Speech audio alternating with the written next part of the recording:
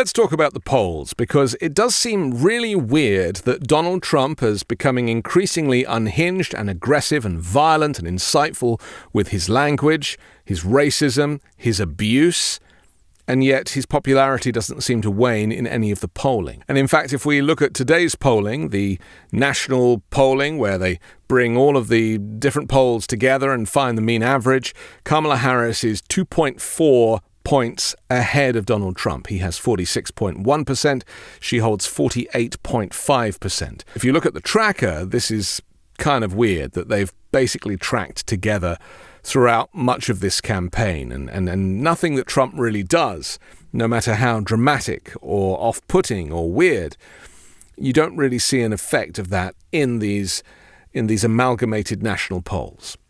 And I have a couple of theories behind this, and so I just want to kind of put your mind at rest. And that is that, firstly, there is a huge disinformation campaign going on by the Kremlin, by the Russians, by Vladimir Putin, that is influencing a lot of the coverage that people are actually seeing. And so many of the comments that you'll see on videos, including this one, will actually be created by software, by bots, designed to support Donald Trump and give the impression that he has more support than he actually has. And remember, Trump hasn't won anything since 2016. He is a political loser. He lost the popular vote back then as well to Hillary Clinton. He is not a winning candidate. In my view, he is a fringe candidate. He's a minority candidate.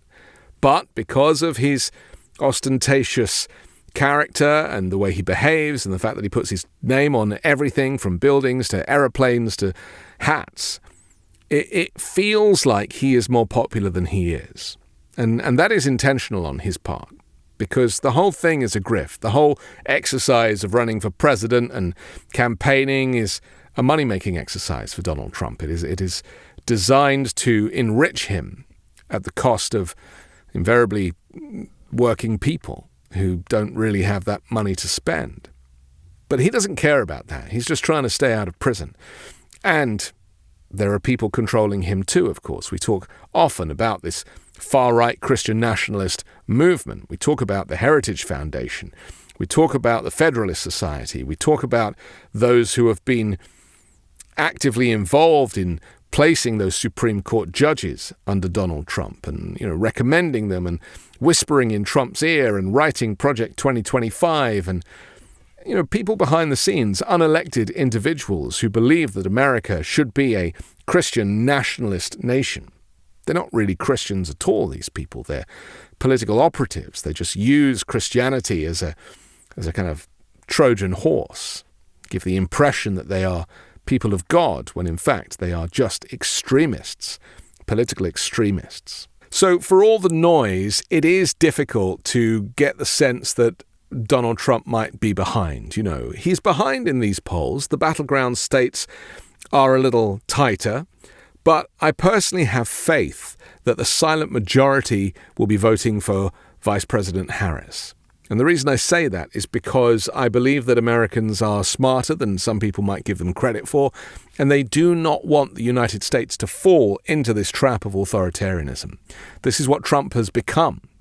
He has almost morphed into this evil creature by nature of the fact that he's under criminal investigation and the fact that he's in debt, and all of these things, they push people to become the worst versions of themselves. And so his language now, the rhetoric, is increasingly abusive and racist and xenophobic and misogynistic. And he doesn't care. I mean, he even said, what would you prefer, a black president or a white president? I think you want the white guy. He's not even hiding it anymore. This is who Donald Trump is. He's always been this person, but now we're seeing a more egregious version of the old kind of comedic actor Donald Trump. And remember, that's all he was ever good enough to be, was just a comedic actor appearing in Home Alone 2 or doing infomercials on television for his own branded products. That is as far as it should have gone with Donald Trump.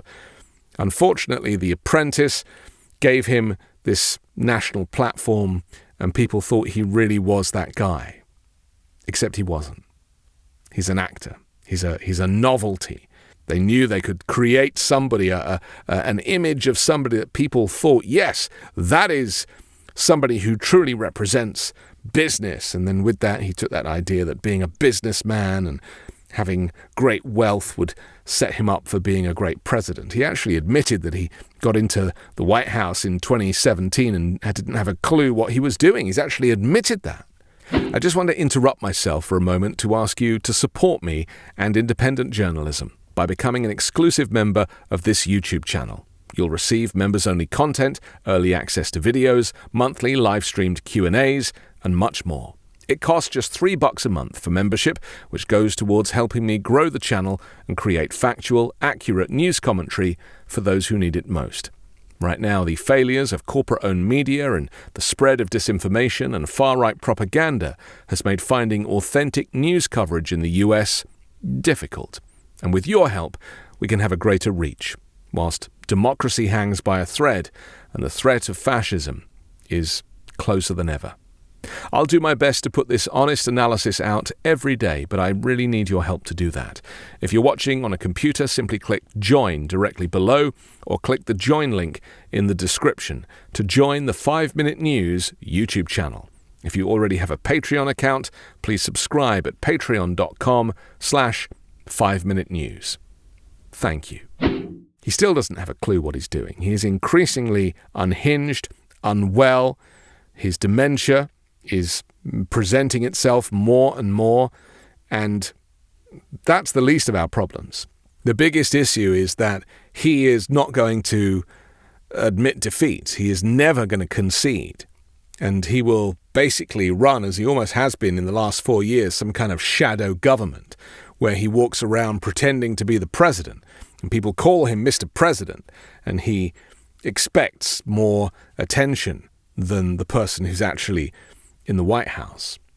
So my view is that these polls do not react as they would do if it was a normal election with a normal candidate where we weren't bombarded with Russian influence. Of course, we now have Elon Musk and his Twitter influence upon people. He is totally in the tank for Donald Trump. He himself has been exposed as a far-right operator and somebody who is blatantly anti-woke and calls himself a free speech absolutist when all he wants to do is silence free speech. He now is going out of his way for Donald Trump. He's been talking to Trump multiple times each week. He's poured funding into get out the vote operators for Donald Trump.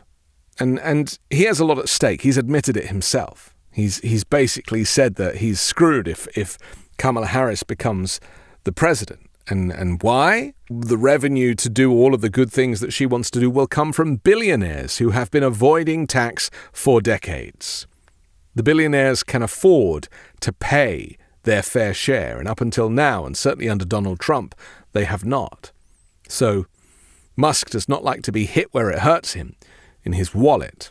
So with Musk behind Trump, with Russia behind Trump, with the support from foreign influence, the Chinese and goodness knows who else, they all want an authoritarian character in the White House because it connects with their network of extreme political views. Viktor Orban, who is Hungary's premier. Donald Trump is always saying, oh, well, Viktor said this, Viktor said that. Nobody cares about Viktor. Viktor himself is a dangerous individual. Donald Trump sees himself as one of these dictators, and that's the company that he keeps. Americans are not going to vote for that. They know now that the threat is from an individual who is increasingly dangerous. That is the true threat to democracy. So I think that this election is going to be a mess. I think that we're not going to get a result on a day or 2 days after voting day as we might normally, because Georgia is doing a hand count, as we know, courtesy of the Republicans there. Well, that's 5.5 million votes to count, which could take a week. Donald Trump has installed in these legislatures people who are Trump loyalists who might refuse to certify the election. He practiced this last time with his coup on January 6th. This time, he could see it through. So I'm not expecting there to be a result, despite the fact that there probably will be a clear winner. And that winner will be Kamala Harris and the Democrats. Because women are voting. Because minorities are voting. Because LGBTQ+ community are voting. Because people who care about humanity and care about America are voting. So don't trust the polls, because they are a distraction. And also don't feel that if the poll looks like it's too close, neck and neck, that you're just like, my vote's not going to make any difference. Your vote counts. It is essential that everybody goes out and makes up the numbers. Even Donald Trump is asking his people to get out the vote. So please, if you haven't done your early voting already, if you haven't registered, there's a lot to do ahead of November 5th.